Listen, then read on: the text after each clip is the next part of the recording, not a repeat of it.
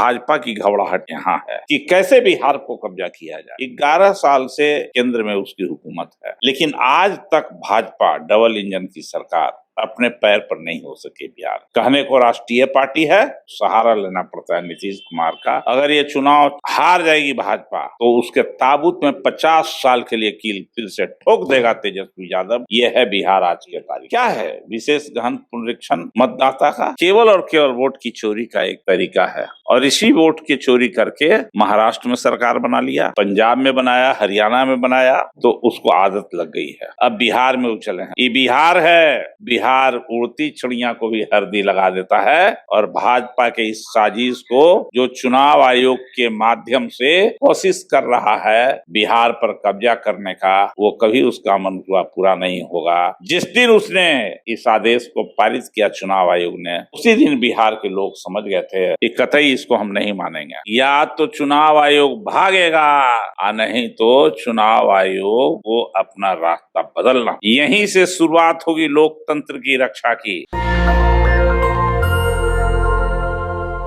बिहार में आरएसएस की वही प्लानिंग है कि पिछड़ों को पिछड़ों के सामने खड़ा कर दिया जाए। आरक्षण खत्म हो रहा है। बीजेपी ने कहा था कि एनआरसी करेंगे, मुसलमानों का पेपर चेक करेंगे। बिहार में 1 करोड़ हिंदुओं का नाम काटा जा रहा है। बीजेपी ने कहा था मदरसा बंद करेंगे, 90,000 स्कूल बंद हो रहे हैं। बीजेपी ने कहा था कि 2 करोड़ नौकरियां देंगे। अब पिछले 10 साल में SC ST OBC की नौकरी खत्म हो रही है। मेरे साथ आरजेडी के राष्ट्रीय उपाध्यक्ष, बिहार विधानसभा के 2 बार के पूर्व स्पीकर, कद्दावर नेता उदय नारायण चौधरी हैं, जो सामाजिक न्याय को लेकर लगातार आवाज उठाते रहे हैं। सर, एक तरफ आप लोग नौकरी, सोशल जस्टिस की बात कर रहे हैं, बीजेपी की नई थ्योरी है, आपका 1 करोड़ वोटर लिस्ट से नाम हटा दिया जाएगा। अब क्या करेंगे आप लोग? देखिए, डेमोक्रेटिक सिस्टम में के संदर्भ में डॉक्टर राम मनोहर लोहिया, कर्पूरी ठाकुर और लालू यादव जी कहा करते थे कि वोट का राज छोट का राज है, और इस छोट के राज को कायम करने के लिए डॉक्टर भीमराव अंबेडकर जब संविधान लिख रहे थे तो बहुत सारी बाधाएं और बहुत सारे नेताओं का विरोध हुआ था कि समान वोट का अधिकार सबको नहीं दिया जाए। ये अनपढ़ लोग क्या जानेंगे वोट के बारे में? ये उस तत्कालीन समय की भी परिभाषा थी चंद गिने चुने मनुवादियों का। लेकिन डॉक्टर भीमराव अंबेडकर इस बात पर अडिग थे कि नहीं, वोटिंग राइट सबको मिलना चाहिए। रानी हो या मेहतरानी, राजा हो या रंक, सबका हक, सबका इज्जत एक समान, और जब सरकार चुनेगा तो सब कोई मिलकर सरकार बनाएगा, चुनेगा। लेकिन इस वोटिंग राइट से सबसे ज्यादा किसी को परेशानी हुआ 75 साल में, तो मनवादियों को होने लगा। और यही कारण है कि भाजपा की हुकूमत दलितों को कितना भी आरक्षण खत्म कर दे, नई शिक्षा नीति में उसको शिक्षा के क्षेत्र से बाहर कर दे, लेकिन अंबेडकरवादी इतना तेजी से फैला है कि हजारों हजार नौजवान भगत सिंह बनने को, डॉक्टर भीमराव अंबेडकर के संविधान को बचाने में तैयार हो गए। तो घबराहट यहाँ है, संविधान से है, और बिहार लोकतंत्र की जननी है, वैशाली से ही हुआ। इतने दिनों से शासन है भाजपा का। पिछले 11 साल से केंद्र में उसकी हुकूमत है। 20 साल से नीतीश कुमार, 25 साल से नीतीश कुमार की सरकार है, जिसमें 22 साल, 22.5 साल नीतीश कुमार की सरकार रहा। लेकिन आज तक भाजपा डबल इंजन की सरकार अपने पैर पर नहीं हो सके बिहार में। कहने को राष्ट्रीय पार्टी है, लेकिन यहाँ खड़ा होने के लिए उसको सहारा लेना पड़ता है नीतीश कुमार का और अन्य छोटी छोटी पार्टियों का, जो मनुवादी पार्टी है। भाजपा की घबराहट यहाँ है कि कैसे बिहार को कब्जा किया जाए। और आगे आने वाला 2025 का चुनाव,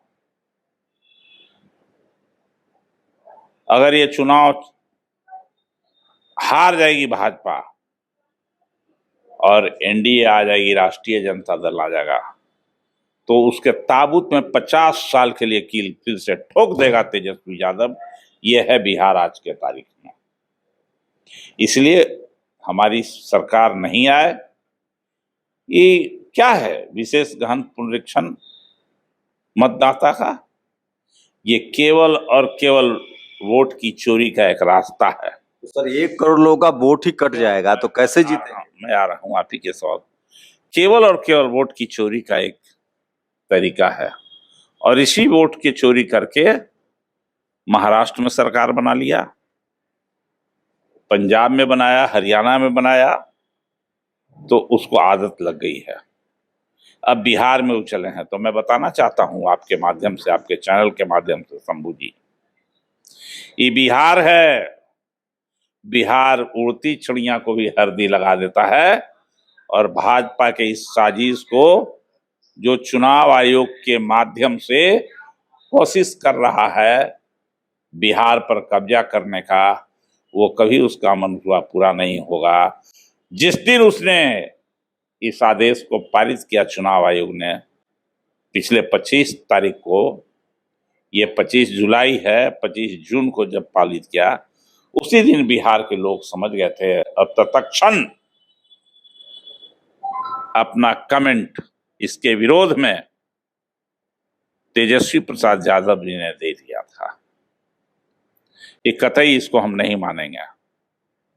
ये कभी संभव है क्या? 25 दिन में 7.5 करोड़ लोगों का परीक्षण कर ले वो? असंभव।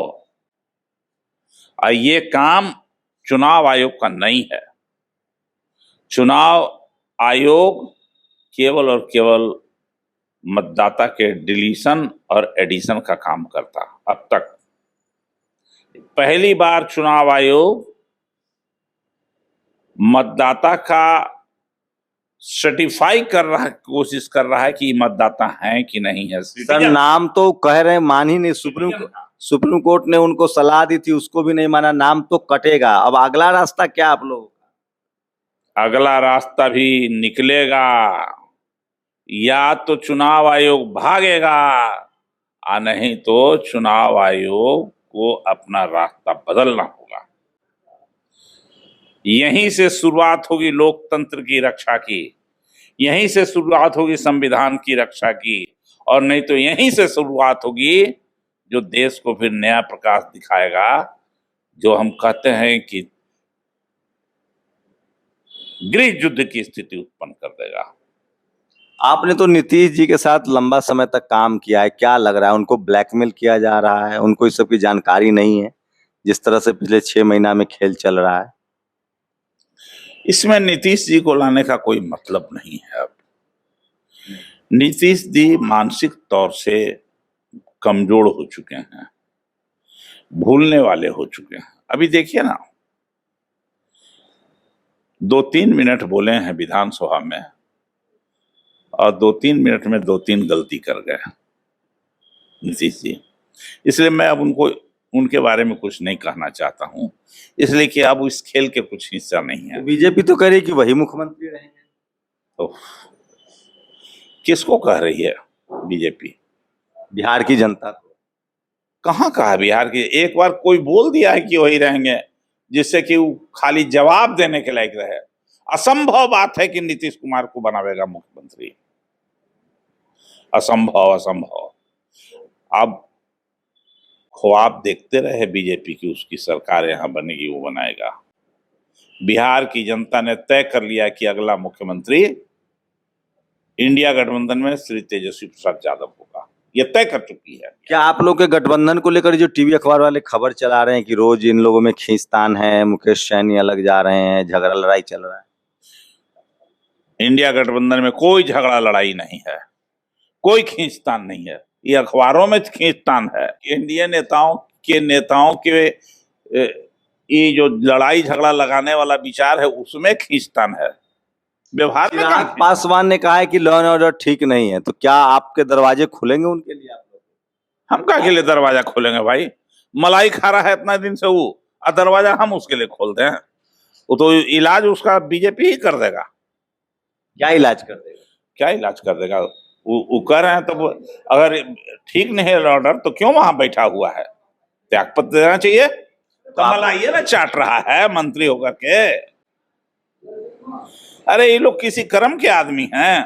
कम से कम विरोध तो कर, दलित पिछड़े नेता जो है विरोध तो कर रहे हैं। गिरधर चिराग पासवान कह रहे हैं कि लॉ एंड ऑर्डर ठीक नहीं है। भाई अब कहिए चिराग पासवान कर रहे हैं दलित के नेता, अब कहिएगा जीतन मांझी कह रहे हैं, थोड़ा देर के बाद बिहार में अशोक चौधरी। ये सब कोई नेता है दलित का? ये सब मुखौटा है, बिना हड्डी वाला है, गुलगुलाल है, जिनने से बीजेपी दबावेगा उन्हीं से धंस जाएगा। ये सब कहाँ दलित का नेता है?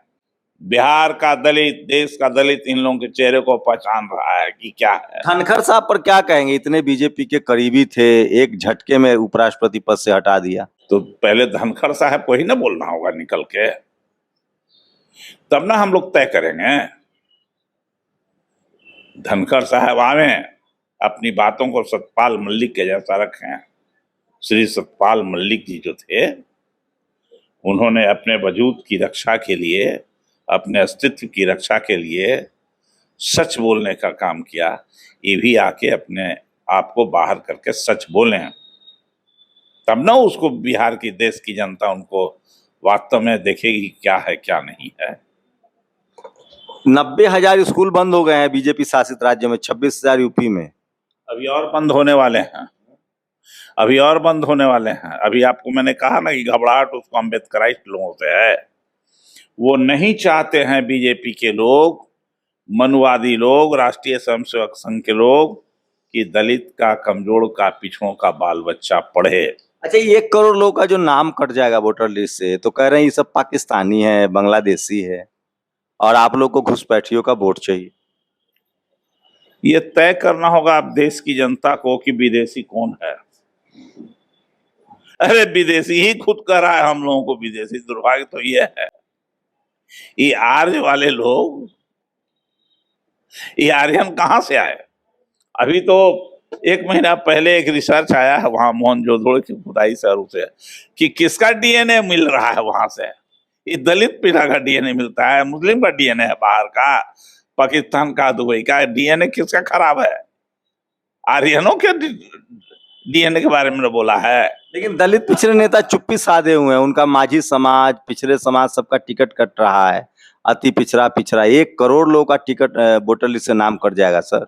वो लोग चुप इसलिए हैं कि अपने तो मलाई खाने में मशगूल हैं, उनका हाथ पैर बंधा हुआ है, वो गुलाम हैं, बोल नहीं सकते हैं। कल भी गुलाम थे, आज भी गुलाम है और आगे भी गुलाम। आप लोग का क्या चुनावी एजेंडा है इस बार? गुलामी एजेंडा हम लोगों का प्रकाशित होगा, मैनिफेस्टो। अभी कैसे आपको बता देंगे हम? ये तो सार्वजनिक तौर से इंडिया गठबंधन रखेगी। और एक एजेंडा तो पहला है ये ना, है कि मनुवादियों की सरकार को हटाना है, गरीबों को ज्यादा से ज्यादा हिस्सा दिलाना है, दलित पिछड़े अल्पसंख्यकों को सम्मान दिलाना है। ये तो ये हमारा टिकट में भी सब चीज में होगा। टिकट अलग से कोई चीज आता है? कितनी सीटें आएंगी? सरकार बन जाएगी? सर हमारे गठबंधन को बहुमत 2/3 से भी ज्यादा आवेगी, 200 से ज्यादा सीट जीतेगी इंडिया गठबंधन। उनके पास टीवी है, अखबार है। टीवी अखबार वाला सब कह रहा है कि आप लोग विदेशी नागरिकों का वोट लेना चाहते हैं, इसलिए SIR पर हल्ला कर रहे हैं। वो तो 77 में भी टीवी अखबार पर प्रतिबंध लगा दिया गया था, हो गया था, हुआ था ना।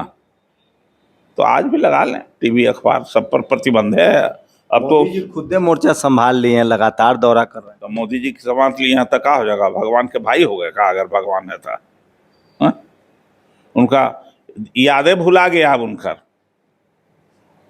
भाई। अब देखिए ना, आते हैं विदेश से, सीधे चले जाते हैं मधुबनी,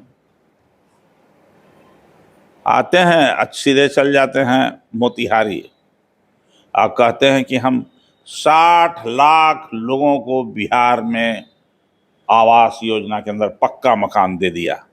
तो यहाँ की जनता देख नहीं रही कितना दिया है, 60 लाख कहाँ है, कहाँ है। हाँ, घर लोगों का, गरीब लोगों का उजाड़ने में वो सबसे आगे रहे हैं, बुलडोजर चला के। बुलडोजर यूपी में चला है, बिहार में भी बुलडोजर है ना भाई। अब जितना स्मार्ट सिटी के नाम पर जितना स्लम एरिया था उसको उजाड़ दिया इसने। पटना में लाखों लोग उजाड़ दिए गए हैं। वो कौन लोग हैं? सब दलित पिछड़े लोग हैं जिनको सभी लोगों का रोजगार खा गया। महकता है ना दलित, इसलिए उजाड़ दिया। बिहार अभी भी बीजेपी के लिए अभेद किला है, जहां उसकी अपनी सरकार नहीं बन पाई है। नरेंद्र मोदी 2014 में जीते, 2015 हार गए, 2019 में जीते, 2020 में भी हारते हारते बचे। क्या 2025 में जब वो खुद 240 सीटों पर सिमट गए हैं, बिहार जिता पाएंगे? ये नरेंद्र मोदी के लिए बड़ा चैलेंज है।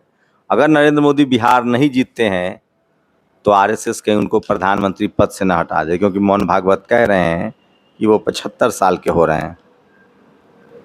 आप लोग की क्या राय है? क्या आरजेडी इंडिया गठबंधन को बिहार से हराना, लालू यादव को हराना संभव है? क्योंकि नीतीश कुमार, अब उनकी पार्टी को लेकर भी तमाम सवाल खड़े हो रहे हैं। नीतीश कुमार जो कल तक सामाजिक न्याय की पार्टी मानी जाती थी, अब उन पार्टी पर सवर्ण समाज का वर्चस्व है। और बिहार में जगदेव बाबू, जननायक कर्पूरी ठाकुर की विचारधारा रही है, और दलित, पिछड़े, किसान, आदिवासी, अल्पसंख्यक एकजुट होते रहे हैं।